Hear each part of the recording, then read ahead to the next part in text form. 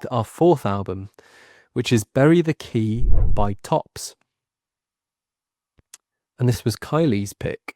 So, I mean, Carl, I knew nothing about Tops. Did you have any more intel than me? No, I mean, as is often the case with Kiley, I think Yeah. picks an artist I'm not familiar with, and ends up being one of the surprises of the month for me. I mean, Mm. it's kind of like a perfect cross section. It's a bit Tango in the Night era Fleetwood Mac. It's a bit early Kate Bush at times. All of it, some of it sounds like it could have been pulled off the Drive soundtrack. So it's one of those where I listened to it for the first time like late at night on my headphones, and I think that's probably the best setting for it. It's really like laid back, lots of interesting instrumentation, and then you have the lead singer, Jane Penny. I had to note her name down.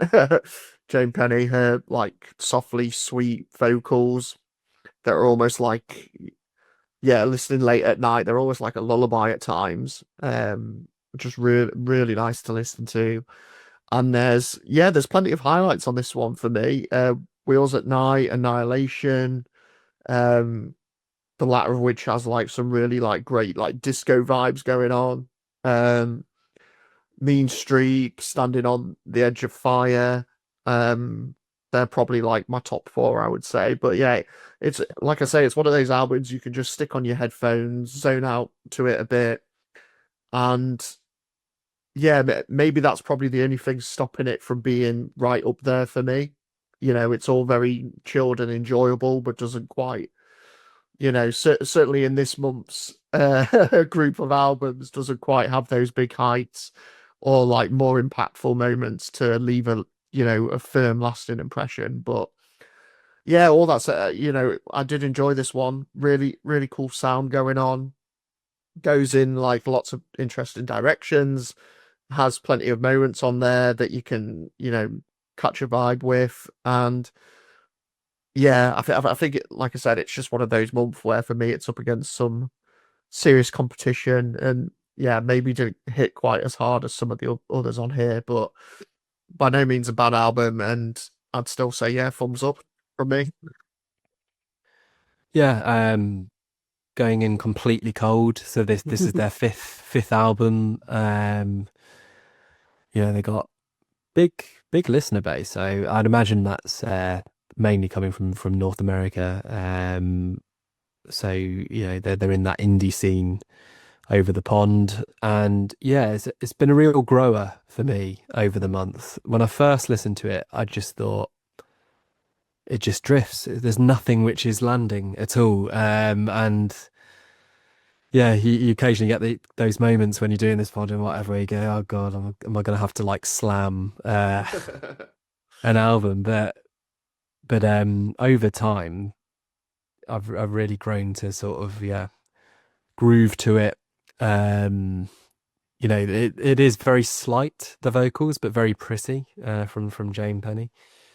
And yeah, it's kind of indie disco vibes for sure. I mean, my highlights would probably be the opening track, "Stars Come After You," um, and "Annihilation." They're the two standouts for me. There's a few which are kind of decent without being great, but mostly it hits that kind of very good bar. And there's the hookiness, I would say, in near enough all of the songs on the album. Mm. If anything, could have like driven home a bit of that with some of the hooks. And there's moments where it kind of like gets into an interesting place, and then they sort of leave it there because all the songs are about 2-3 minutes long, so it's very brief. But yeah, like I say, some of those ideas felt like they were not fully realized, which could have you know brought about something more substantial and greater.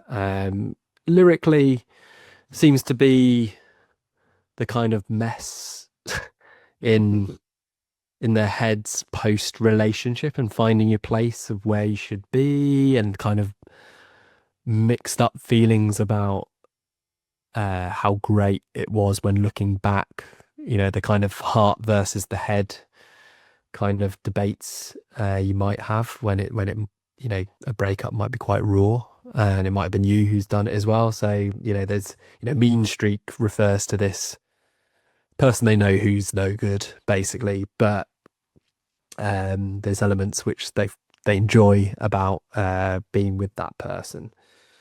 So there's an awful lot on here, and it's really that like kind of soft rock, as you say. Fleetwood Mac was you referenced there. Um, yeah, I mean, without giving away too much, our next album we're going to look at is Wolf Alice, and these are in the same ballpark in a lot of ways. I would say that soft rock kind of 70s inspired music, and lots of love themes going on across them. But yeah, really glad that this did come across, and that and that by doing it through this vehicle where we speak about it at the end of the month, that we give it more than just a cursory glance when we with these albums. Otherwise it would have been one I'd have sort of maybe listened to once and gone, not for me at all, why are they so popular? Whereas 4 or 5 listens in, you go, okay, yeah, there's a lot I'm really enjoying here. And yeah, band who yeah, I'd like to listen to more to sort of see whether this is their typical statement, because I don't have that as a reference basically, and unfortunately we don't have Kiley to. We'll ask him in between maybe to see sort of how representative Bury the Key is. But yeah, for me, really enjoyed this, and in another month this would be right at the top. But as you say, Karl, this is an incredibly stacked month we have in August. Not like our first August we did, which was pretty much the opposite.